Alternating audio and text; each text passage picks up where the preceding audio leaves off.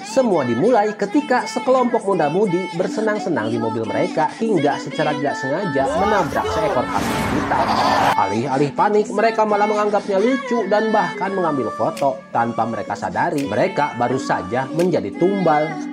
Di sisi lain, Kang Jepil dan Pak Sanggu, dua pria yang menganggap diri mereka tampan, telah menghabiskan 10 tahun untuk menabung setiap sen dari uang yang mereka miliki untuk membeli sebuah villa bergaya barat. Dengan penuh semangat, mereka memulai perjalanan bermimpi tentang kehidupan idaman yang akan mereka jalani. Namun, perjalanan mereka terganggu saat menemukan bangkai kambing hitam yang menghalanginya. Ketika mereka mencoba memindahkan kambing tersebut, sebuah mobil patroli muncul. Kepala polisi bernama Choi dan seorang petugas bernama Nam melihat mereka membawa barang yang berlumuran darah sehingga memutuskan untuk melakukan pemeriksaan. Setelah kecurigaan mereka terhapus, mereka membiarkan keduanya pergi. Tetapi kepala polisi Choi merasa ada sesuatu yang tidak beres dan memutuskan untuk terus memantau mereka. Sesampainya di villa, Jepil dan Sanggu kecewa karena villa tersebut tidak seperti yang ada di foto. Mereka ingin memerahi agen real estate, tetapi agen tersebut dengan cepat menyarankan mereka untuk melihat bagian dalam rumah. Namun saat masuk ke dalam, mereka menemukan bahwa villa tersebut memang penuh dengan barang-barang tetapi semuanya rongsokan. Anehnya, Sanggu tetap menyukai tempat itu. Lalu Jepil yang punya uang menandatangani kontrak tanpa tawar-menawar karena melihat adiknya sangat suka tempat tersebut. Saat membersihkan rumah, mereka menemukan sebuah ruang bawah tanah. Dengan hati-hati mereka turun dan menemukan simbol-simbol aneh yang terukir di lantai. Mereka mengira pemilik sebelumnya mungkin saja seorang mahasiswa seni. Lebih mengejutkan lagi, mereka menemukan sebuah pistol dengan peluru perak di dalamnya. Mereka berencana untuk menjual peluru tersebut karena mungkin peluru perak lumayan. Kemudian mereka teringat bangkai kambing yang masih ada di mobil mereka. Lalu mereka pun memutuskan untuk menguburkannya di dekat rumah tanpa menyadari bahwa tindakan tersebut adalah kunci untuk membangkitkan iblis. Sementara itu tukang golf, Lee Sung Bin dan teman-temannya sedang berlibur di desa yang sama. Mereka pernah bertemu dengan Jepil dan Sanggu di supermarket dan ketakutan oleh penampilan mereka yang intimidatif. Sebelumnya, orang-orang inilah yang secara tidak sengaja membunuh kambing hitam itu. Cuma Mina yang menyarankan agar mengubur kambing tersebut. Namun yang lainnya merasa itu tidak perlu. Namun saat itu tanpa curiga mereka terus berpesta dari pagi hingga malam. Malam harinya Sung Bin dan Mina yang tidak terlalu saling mengenal duduk bersama di ruang tamu. Ketika Mina merasa kedinginan, Sung Bin memberinya jaket dan mulai menceritakan legenda menyeramkan di desa tersebut. Desa itu katanya adalah tempat kakek Sung Bin tumbuh. Konon dulu ada seorang gadis di desa itu yang bisa melihat hantu. Saat malam tiba, ia akan berlari-lari seperti kambing, menyerang orang-orang dan membuat desa kacau. Akhirnya penduduk desa menangkapnya dan melakukan pengusiran setan. Sejak itu mereka menyebut roh yang merasuki gadis itu sebagai iblis kambing. Meskipun Sung Bin tidak percaya pada hantu atau kekuatan supranatural, ia pernah mendengar bahwa pamannya terbunuh oleh iblis kambing tersebut. Ia mengejek seorang pendeta sebelum kepalanya ditembak hingga hancur.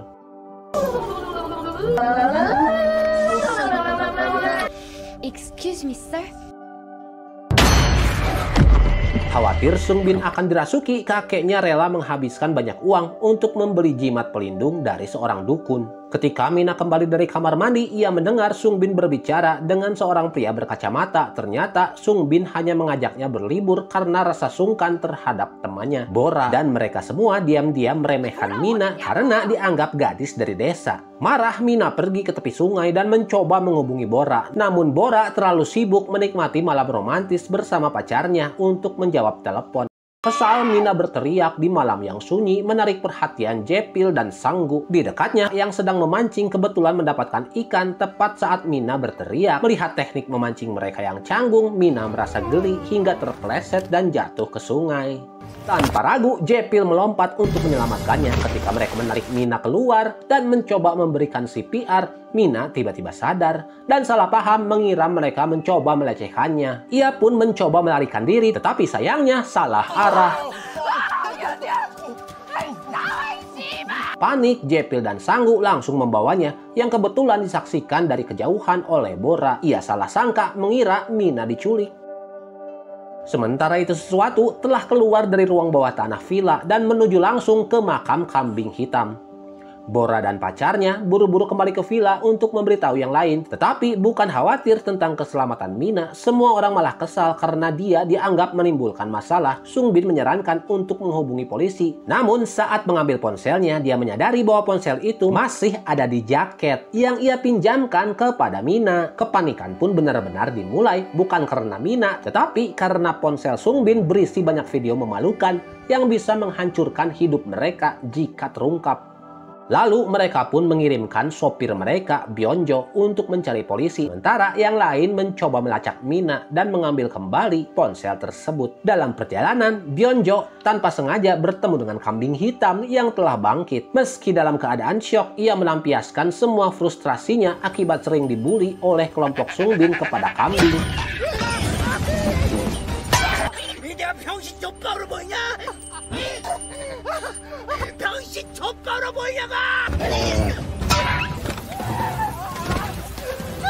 Keesokan paginya Mina bangun dan mendapati dirinya terbungkus seperti mumi. Saat mencoba melarikan diri, ia segera ditemukan oleh Jae-pil dan Sang-gu. Yakin hidupnya sudah berakhir, Mina memeluk tiang dan menangis histeris. Setelah dijelaskan, ia menyadari bahwa semua itu hanya salah paham. Merasa berterima kasih, dia memutuskan untuk tinggal dan sarapan. Sebagai tanda permintaan maaf, menawarkan bantuan untuk membereskan rumah. Namun ketika pria berkacamata dari kelompok Sung Bin melihat situasi itu, dia mengira Mina sedang diapa-apakan. Di luar villa, Jae-pil tanpa sengaja membuka sarang lebah dan mulai mengayunkan gergaji mesin untuk mengusir lebah-lebah tersebut. Pemandangan itu begitu mengerikan hingga semua orang yang melihatnya ingin segera pulang ke rumah masing-masing.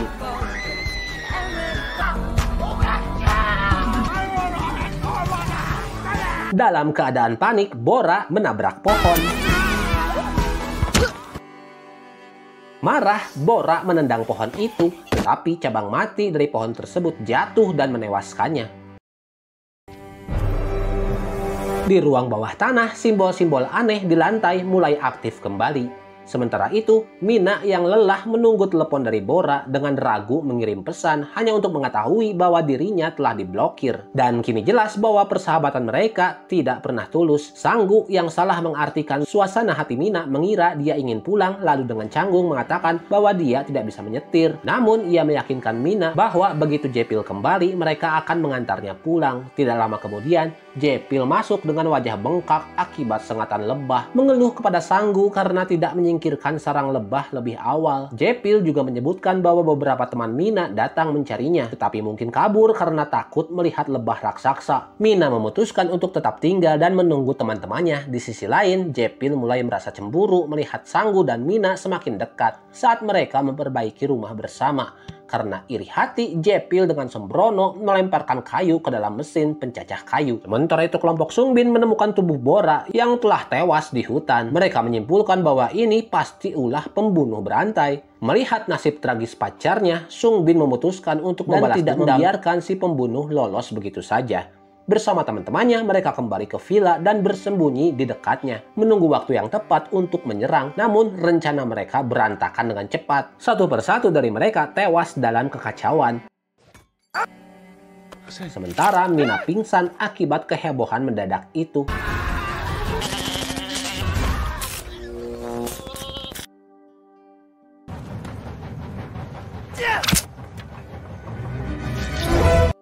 Di ruang bawah tanah, simbol-simbol di lantai mulai berubah sekali lagi. Jae-pil dan Sang-gu berdebat apakah mereka harus melapor ke polisi. Tapi rasa takut disalahkan atas 3 kematian itu membuat mereka ragu. Lagi pula, siapa yang akan percaya bahwa semua itu adalah kecelakaan dan kebetulan?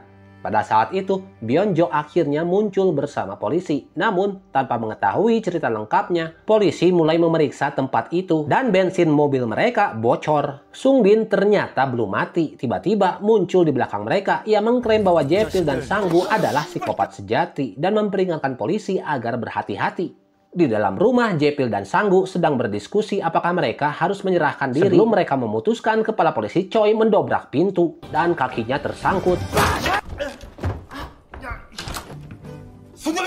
Keduanya berusaha bekerja sama dengan baik dan mundur ke ruang tamu. Namun saat polisi meraih borgolnya, sebuah tiang menghantamnya dari belakang dan ia tak sengaja menyentuh Teko yang mendidih. Polisi ini pun kebingungan keluar dari rumah hanya untuk secara tidak sengaja menembakkan pistolnya mengenai bensin yang telah bocor. Sementara itu polisi Nam kakinya terbakar dan Jepil ingin menolong Nam dengan 2 botol aqua berisi air, namun air thinner karena Jepil telah menggantinya. Sementara mobil meledak, garpu terbang menghantam kepala Choi.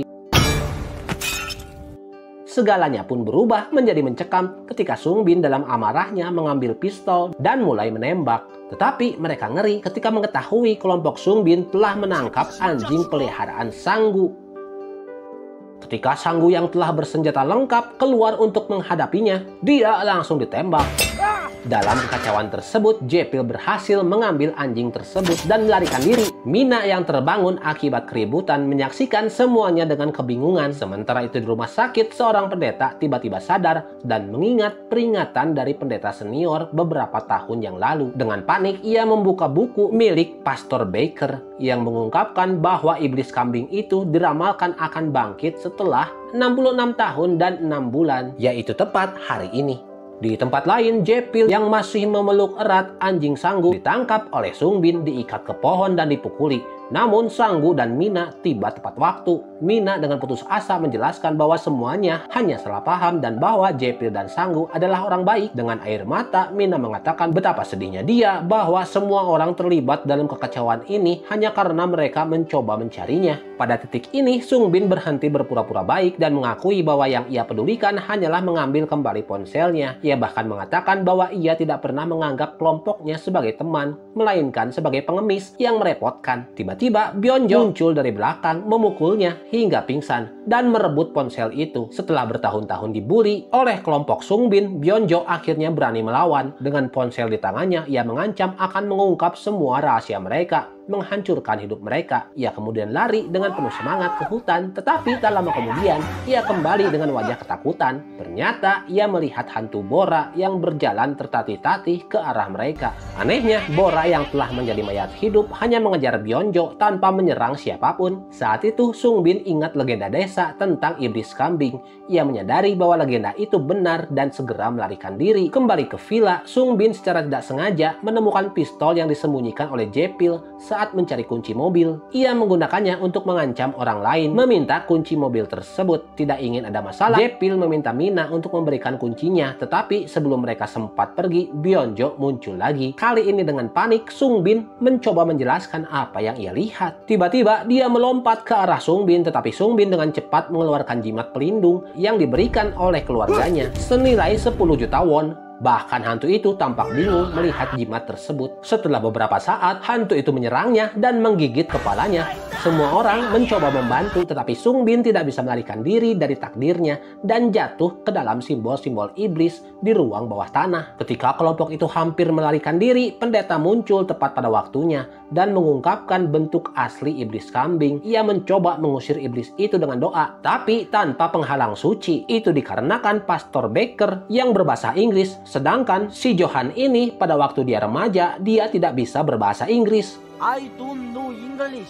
Dan lalu eksorsisme itu pun gagal. Dalam satu gerakan cepat, iblis kambing membuat pendeta itu pingsan. Melihat ada minyak di lantai, Jepil melemparkan pemantik api berharap bisa membakar iblis tersebut. Namun dia keluar dari api tanpa cedera, bahkan memanggil pasukan bawahannya untuk membantu. Jepil dengan keberanian mengambil palu besar untuk menyerang iblis tersebut. Sanggu yang terinspirasi oleh keberanian saudaranya ikut bergabung dengan gergaji mesin. Lalu pendeta itu memberitahu Mina bahwa mereka membutuhkan pistol Pastor Baker, satu-satunya senjata yang bisa membunuh iblis kambing karena memiliki peluru perak. Sementara itu Sanggu berhasil mengalahkan 2 bawahan iblis, tetapi iblis kambing tetap menjadi ancaman utama. Ketika mereka berpikir telah menang, iblis kambing bangkit kembali dan menyerang mereka dengan ganas. Saat Jepil dan Sanggu hampir kalah, petugas Nam datang membantu. Petugas Nam yang tadi terbakar celananya ternyata tidak mati dan hanya tidak bercelana.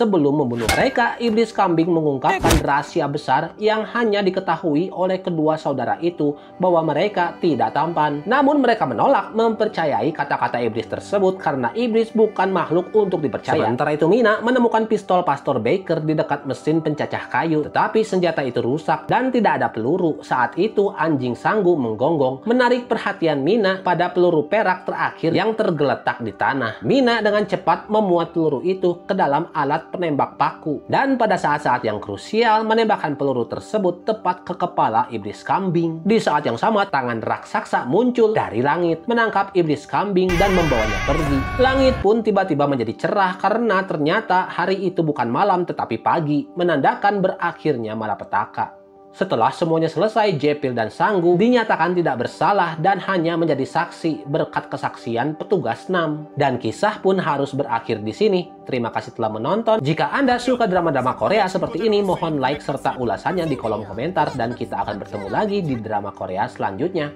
Annyeong.